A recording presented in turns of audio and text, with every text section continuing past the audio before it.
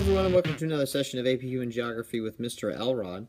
Today we're going to be going over a particular topic that, based upon some of the more recent AP tests that I've seen, plus the different classes that I've taught over the last several years, is a concept that a lot of students tend to find confusing. And the reason they find it confusing is because it's a problem with really vocabulary. And as a part of the AP Human Geography course, it's really important that you're able to understand vocabulary.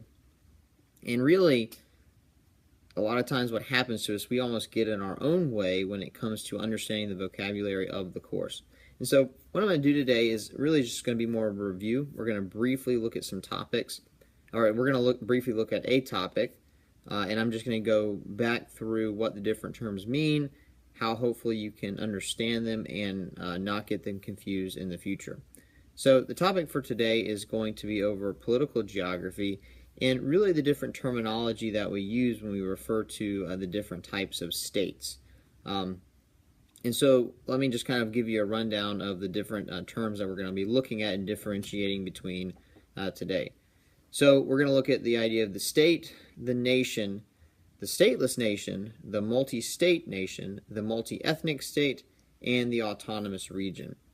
So again, that's a variety of words. It's several terms that we need to be able to come to grips with. But I'm going to try to go over it relatively briefly so as not to take up too much of your time. When we talk about these different terms, number one of the things that I think is really important for you to remember as you go through the course, a lot of times the terms that we're using we feel like are more complicated than they actually are. In fact, if you will just approach a lot of these terms from a much more logical perspective, I think a lot of times you will be able to understand them a little bit better and understand them on your own without really complicating things for yourself.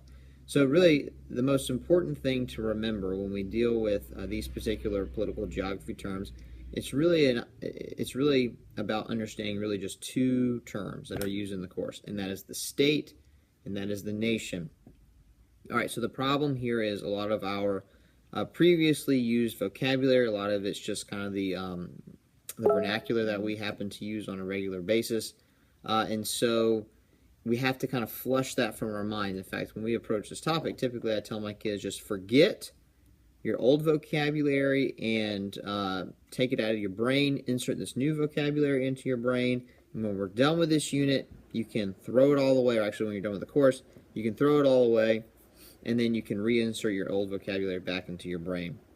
Because it's really only something that particularly pertains to this course. It's okay, I'm just recording. It's okay, come in. See, I am so popular that other teachers come to see me all the time and ask for help.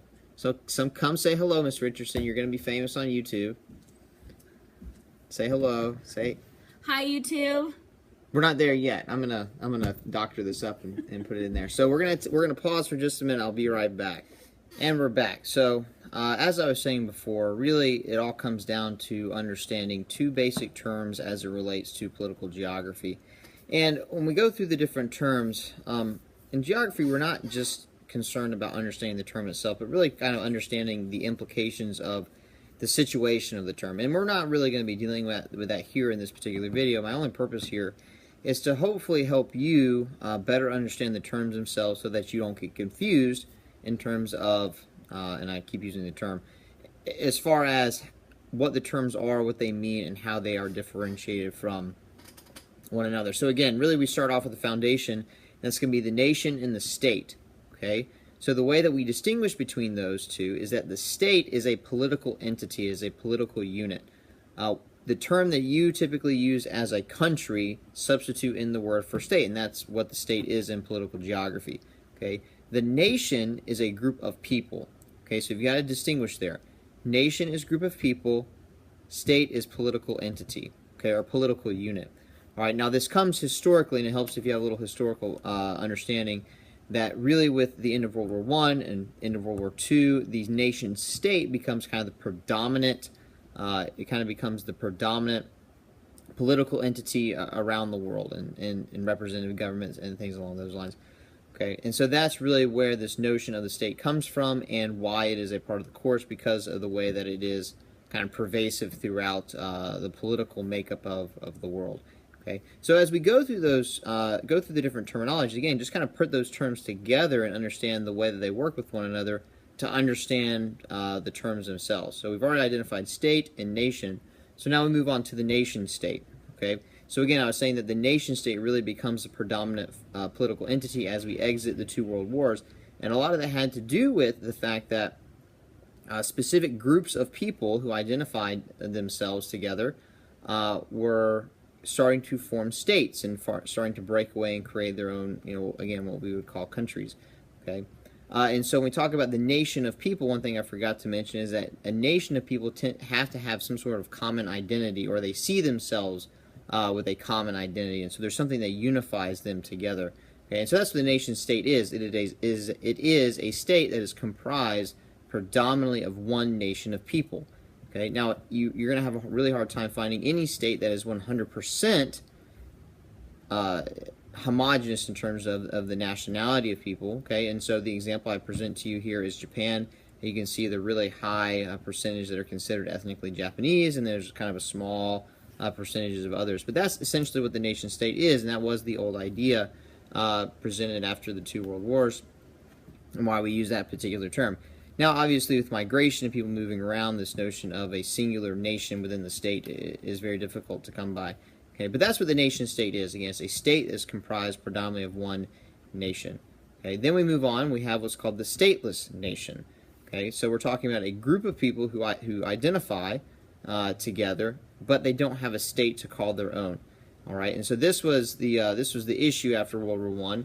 Is that you had a group of people who want to break away and create separate states, and whether or not they should be able to do that.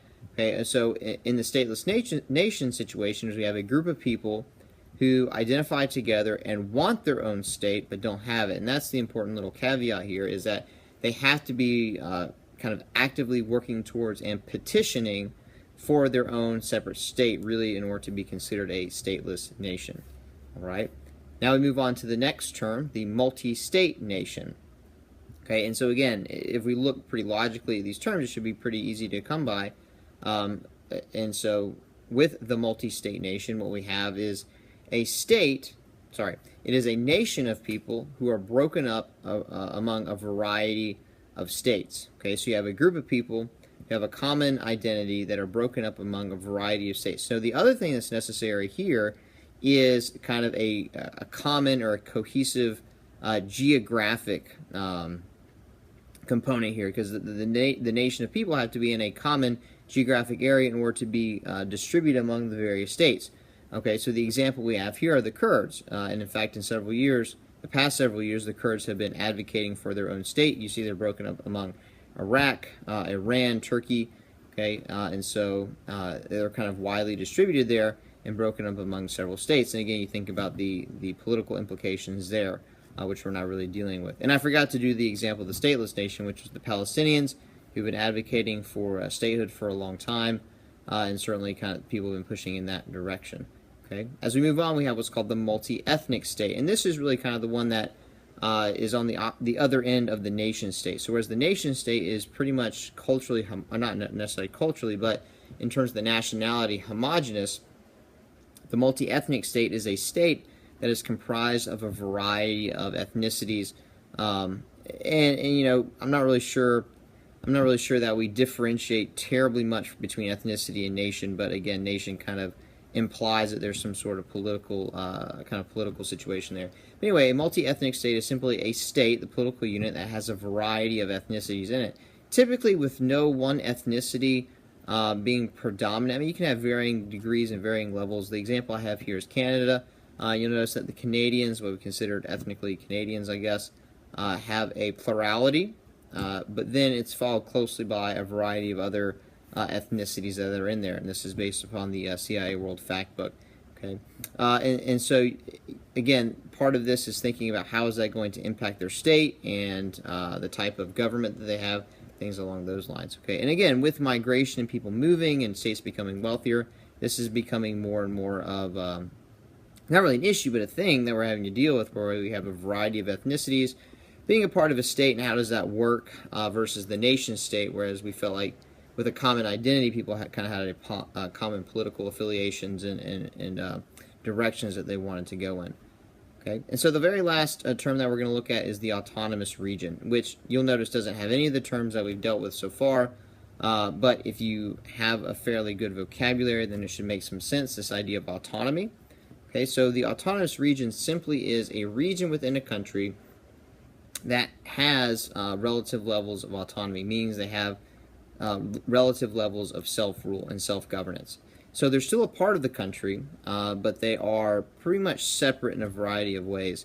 Okay, and so one of the examples I have here are the Native American reservations in the United States. Now they're within the United States, and they're not actually part of the United States. They're autonomous within the United States, and so this is where things get a little bit tricky because political terms sometimes it feels like we're playing games with semantics. So. Again, Native American reservations, obviously the relationship between the United States and the reservations is pretty close-knit, but they're actually separate and they're governed by themselves. Another good example that a lot of people like to use is the Nunavut region in Canada. I was actually looking it up, and it is technically a semi-autonomous region. Other good examples might be something like Scotland and Wales in the United Kingdom. They're a part of the United Kingdom, but Scotland, especially over the last several years, has been able to gain greater levels of autonomy, and of course, not too long ago they were looking for complete separation. That didn't that got voted down. But again, the idea that it is part of the state, but it has relative self-governance, self-rule within the country itself. So there you have it. Again, just kind of differentiating between some of the terms that I've seen students have trouble with, and I've seen on not only the AP test but also within my own classes. So there's the bell for school. That's the bell for the video. I hope you found that to be helpful, and as always, I hope to see you next time.